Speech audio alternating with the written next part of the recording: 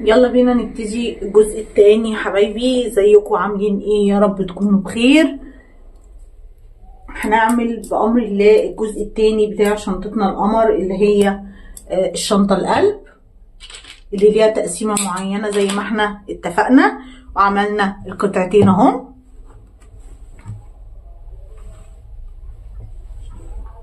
حضرنا هم القطعتين ويلا بينا عشان نشبكهم في بعض. طيب الموديل السيدة الفاضلة بعتهولي، الموديل ده مفهوش اجناب، يعني انت بتشبكي القطعتين على بعض على طول، لان اليد طالعه من هنا، اليد هتطلع من الجزء ده.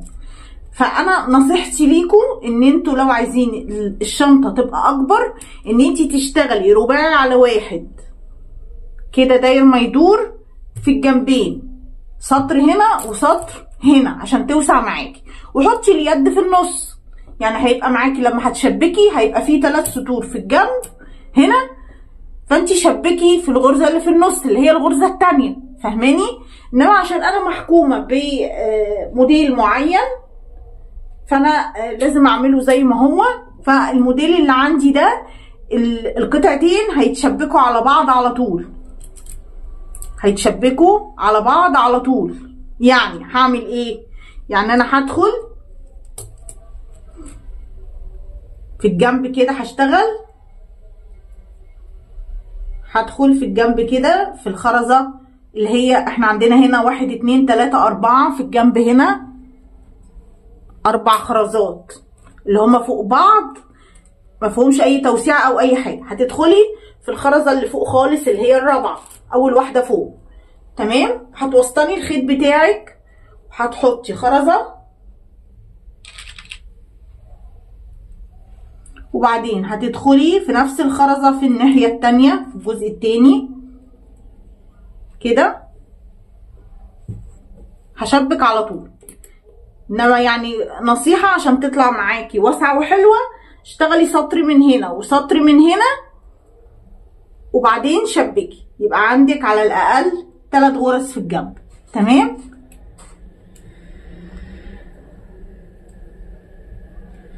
وبعدين هحط خرزة واعمل الحلقة بتاعتي كده واربط، هشبك على طول زي ما قلت لكم.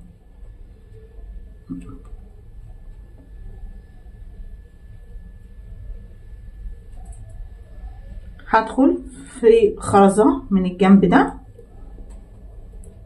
وخرزة من تحت،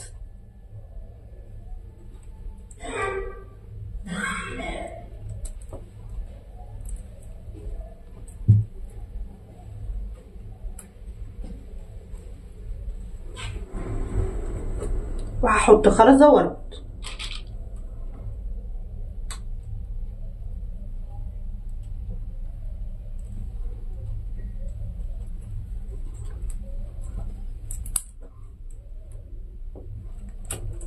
وهكذا واحدة من هنا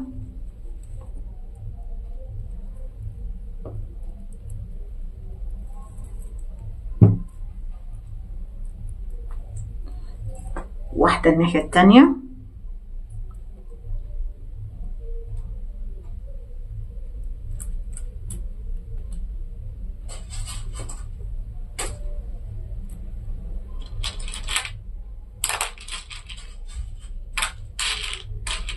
نحط خرزة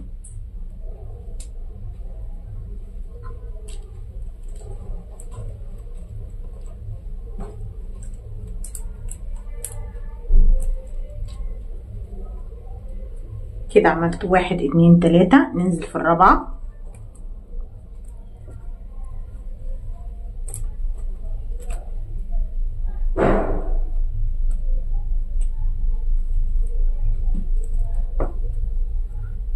نحط خرزة،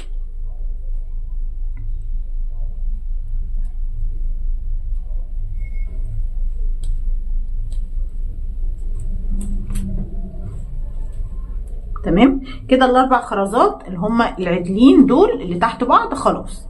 تعالوا بقى ايه نبتدي في الاجزاء ديت واحده واحده كده مع بعض. هتدخلي في الخرزه اللي قصادك دي اللي هي اللي بالعرض دي اهي، عادي بدخل في خرزه خرزه، ما بفوتش ولا خرزه، ما بفوتش ولا خرزه. هتلاقي خرزه معاكي بالعرض، بعد كده خرزه بالطول، عرض طول عرض طول. هتخشي في واحده واحده فوق وتحت في نفس الخرزه اهو. تمام. وبرده هتحطي خرزه مفيهاش اي حاجه، خرزه وخرزه اهو. بصوا اللي بالعرض دي هتلاقي الخرزه بتاعتها دخلت فين؟ دخلت لجوه اهي، فاهماني؟ داخله لجوه اهي. اللي وراها هتبقى لبره، واحده هتبقى داخله لجوه زي السلالم، واحده جوه واحده ايه بره اهو. هتدخلي في اللي وراها على طول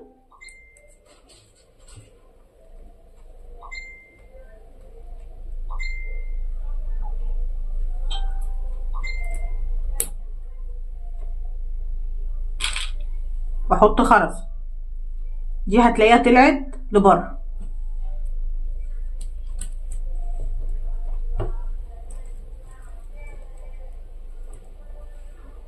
تمام. اللي وراها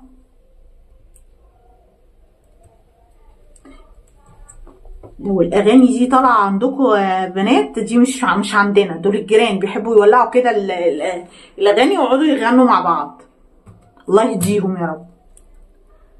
تمام. فاعذروني يعني.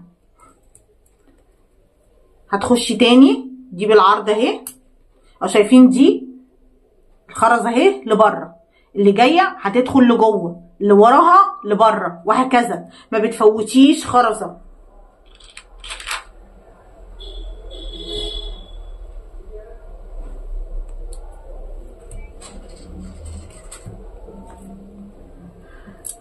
اهو دي دخلت اهي لجوه، اللي وراها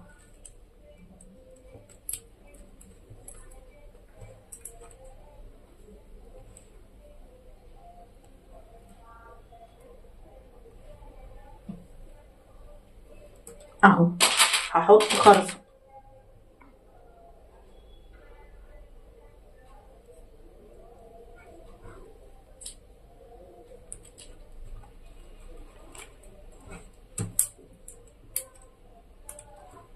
اهي، بقت لبره.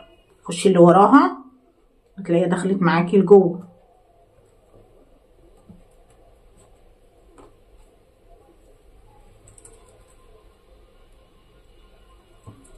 واحده تحت وواحده فوق، ما تفوتيش ولا خرزه. خرزه خرزه كده، وادخل في اللي زيها فوق وتحت، وبعدين احط خرزه واربط اهي. دخلت لجوه اهو. بص عامله زي ايه؟ زي السلم كده.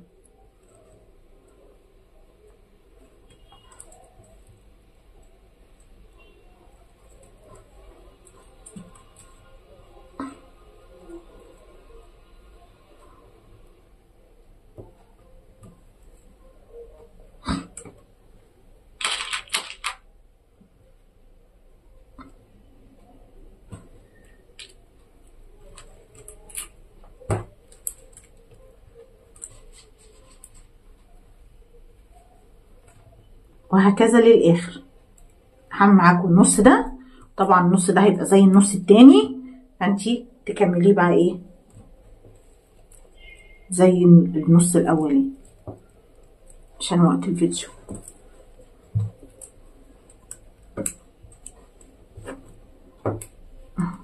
تمام. واحط خرزه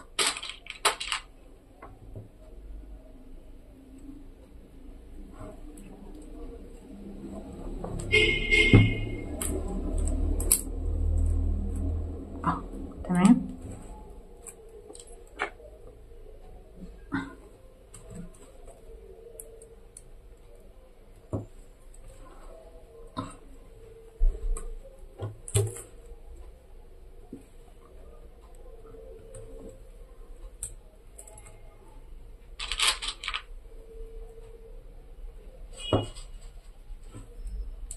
ما شاء الله شكلها روعة والله. دايما القلوب نحب نعملها ابيض، احمر، لون البامبي، الحاجات الحلوة دي.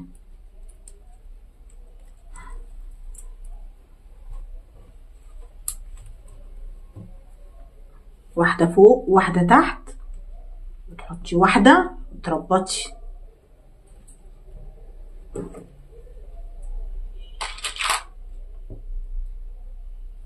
طول عرض مش مشكلة، المهم ان انتي ما بتفوتيش ولا خرزة، ونفس الخرزة اللي بتدخلي فيها فوق بتدخلي فيها تحت اهو. بصوا دخلت لجوه ازاي، زي السلم كده، ماشيين زي السلم، ناحية لفوق وناحية لتحت اهي.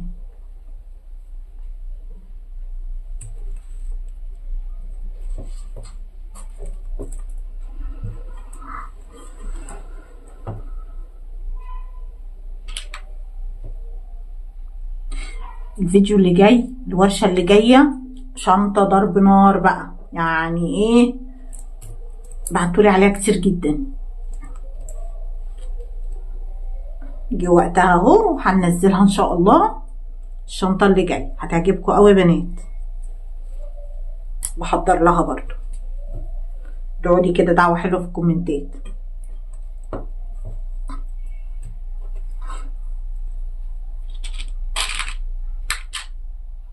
كل حاجة لما بيجي وقتها بنعملها.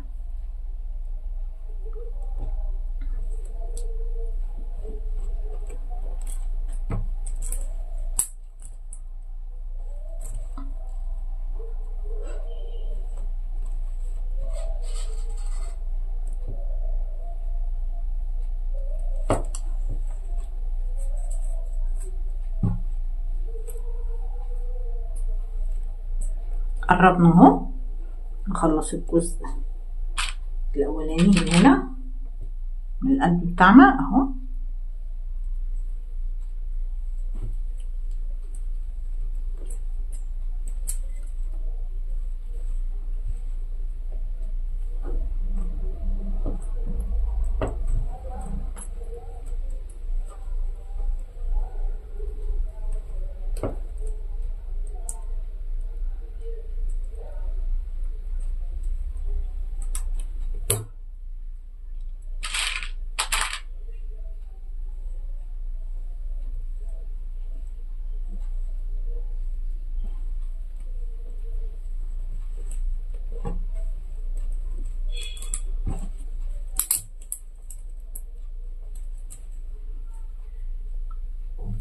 مرة خرزة بالعرض، مرة هتلاقيها بالطول، متفوتيش ولا خرزة عشان تقفلي صح.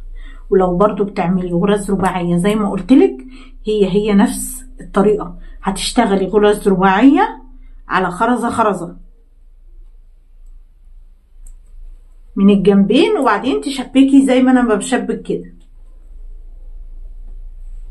بس هي عموما والله شكلها حلو كده، يعني هي اشيك.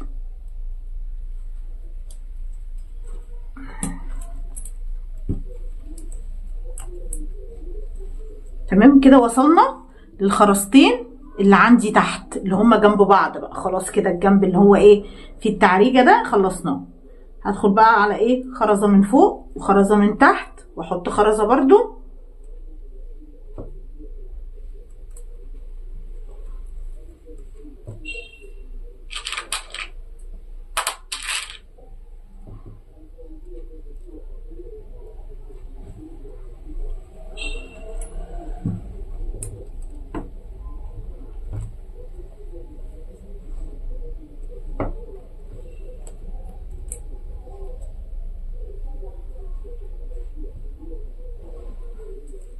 اهو ادي التانية.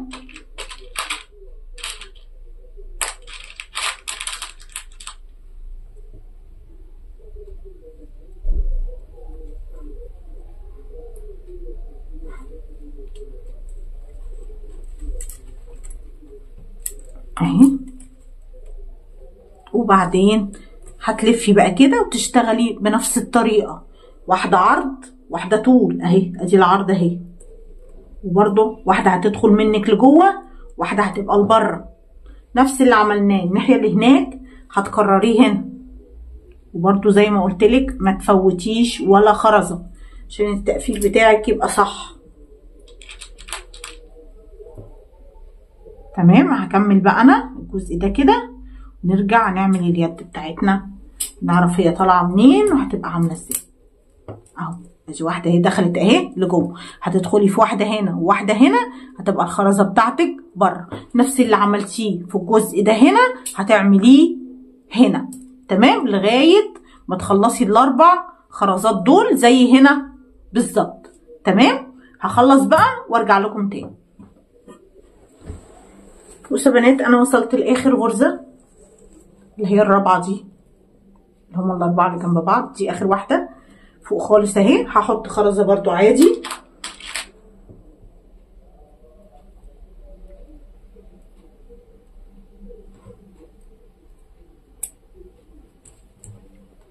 اهو واربط. شايفين اهو دي اخر غرزه. طيب انا عايزه اعمل هنا حركه بقى عشان ابتدي اشتغل اليد بتاعتي.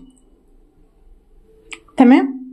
بصوا بقى يا بنات، لان انا هشتغل اليد هتطلع من هنا. هاتي طرف الخيط وادخلي في الخرزه اللي قصادها دي، شايفين دي ودي، ادخلي هنا وهنا عشان عايزه اقفل دي تبقى 4 خرزات اهو. وهاتي خرزه وحطيها كده واربطي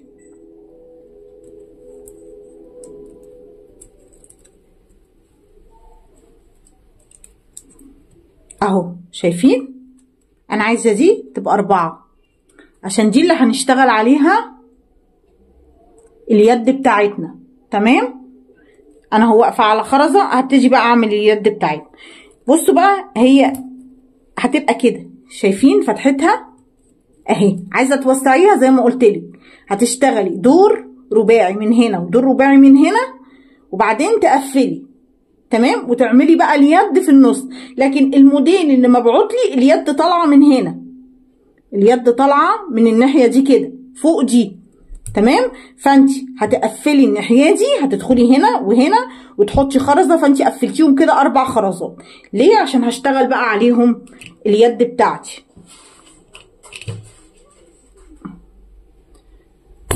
عايزه بس ابين لكم ايه التصوير. الاربعه الاولانيين انا واقفه على خرزه اهو، هحط 3 خرزات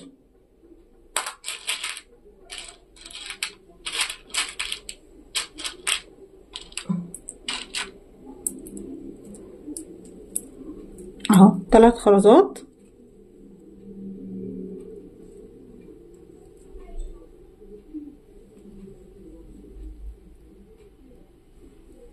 وارجع كده واربط اهو. وبعدين هتدخلي في الخرزه التانية زي ما قلت لك، هتشتغلي على ال4. تدخلي في التانية كده وتحطي 2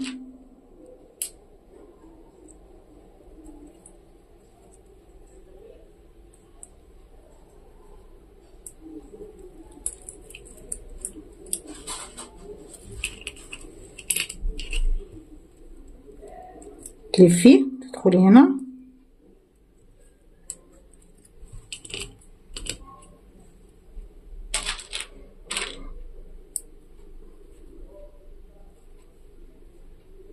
ادي التالتة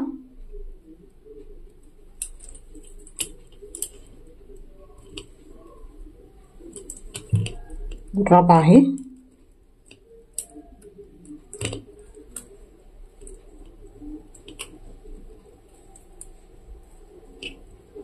وتطلعي في الخرزة اللي بالطول دي لان دي اخر غرزة اهي.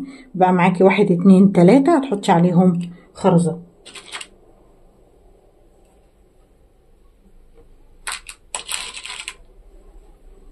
وهكذا هتشتغلي برضو على ال4 خرزات تاني. هعمل معاكي دور كمان وبعدين نكمل اهو. ادي اول واحدة هحط 3 خرزات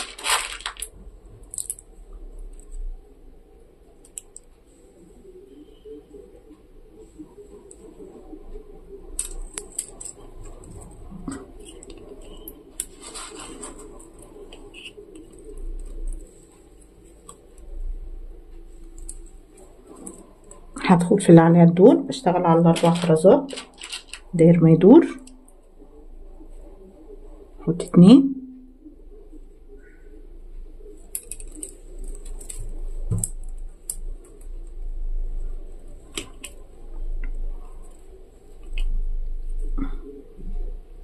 وادي التالتة.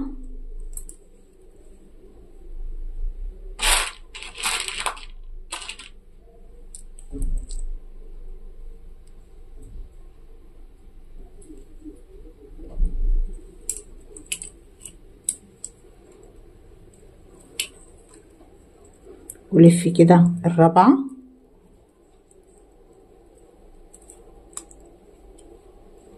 واطلع فوق. معايا 3 خرزات هحط عليهم خرزة، وهكذا هتفضلي تشتغلي بنفس الطريقة لغاية ما تعملي العدد المفروض ان انتي تعمليه. طب انا هخلص طبعا وارجع اقولك انا عملت كام سطر. وعشان نقفل من هنا برضو هتدخلي بقطعة خيط في ال3 خرزات دول وتحطي خرزة وتربطي وتوهي خيطك لتحت كده وربطيه، عشان لما نيجي نقفل من هنا لهنا يبقوا ال4 خرزات بتوعك موجودين. تمام، استنوني. كده احنا عملنا 29 سطر وهنقفل بال30. 29 سطر وهنقفل بال30. ده العدد اللي موجود في الشنطة اللي اتبعتتلي. تمام، قفلت من هنا زي ما قلت لكم، دخلت في ال3 خرزات وحطيت خرزة وربطت وتوهت الخيط بتاعي عشان اعرف بقى ايه هنا اوصل الجزء التاني بتاع اليد. انا واقفه في الجنب هنا خرزه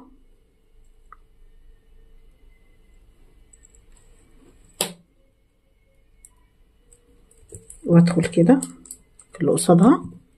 طبعا اللهم الاعتراض، بصوا حته قد ايه وحته قد ايه، طبعا ده نغم.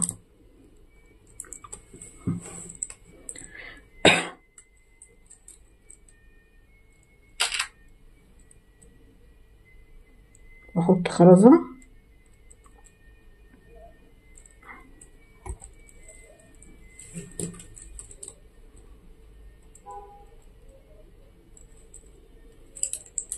اهو واربط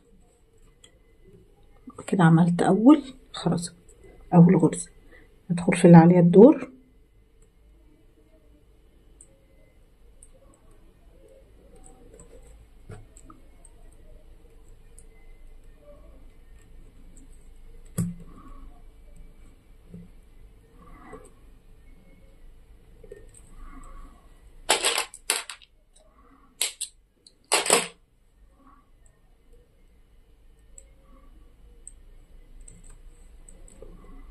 مش عارفه ازق.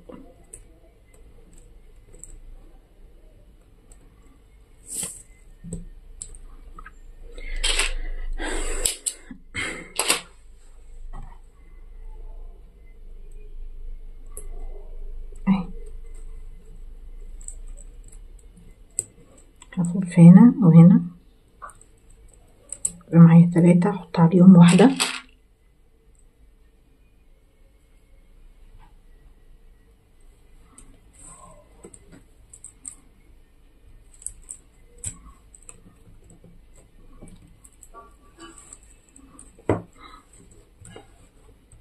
تمام، ادخلي في اللي عليها الدور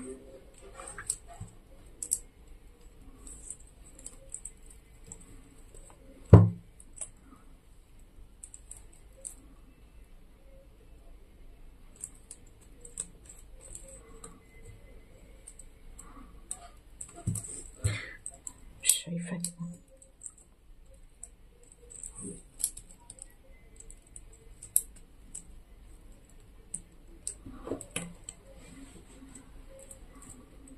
بسم الله، احنا عليها الدور.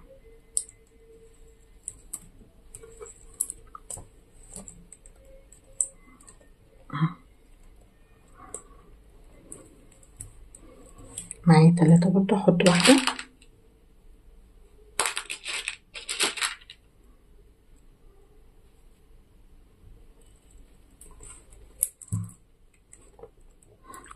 اخر واحده اهي متكونه، بس هلف فيها واربط عشان اجمد الدنيا.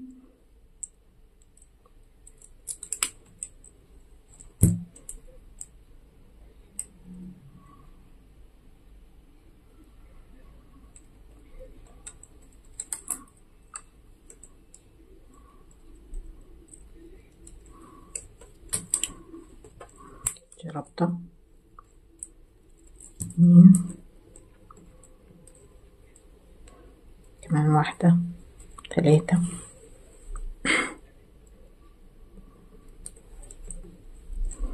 دخل ربطتنا كده في النص، نطلع نربط كمان مرة.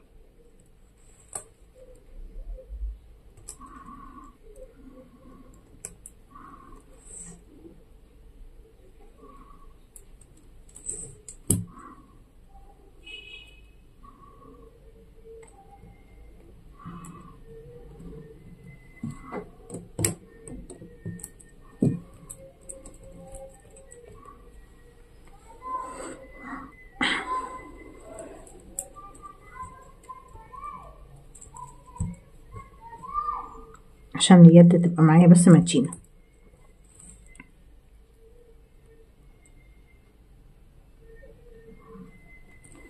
ندخل العقدة كده في النص. خلاص كده انا اتأكدت ان كله تمام وجامد.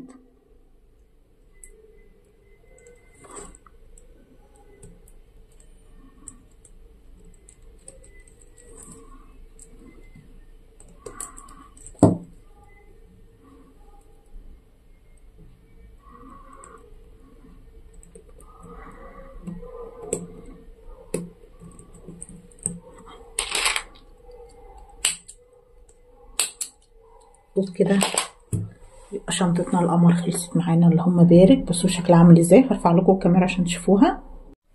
اهي شنطتنا اللهم بارك كده خلصت ما شاء الله زي الفل اهي، ونفس الصوره اللي اتبعتت لي اللهم بارك. اتمنى ان الشنطه تكون عجبتكم ويكون الشرح سهل وبسيط عليكم. متبخلوش عليا باللايك وبالتعليق الحلو منكم، واشوفكم على خير ان شاء الله في ورش جايه كتير. والسلام عليكم ورحمه الله وبركاته.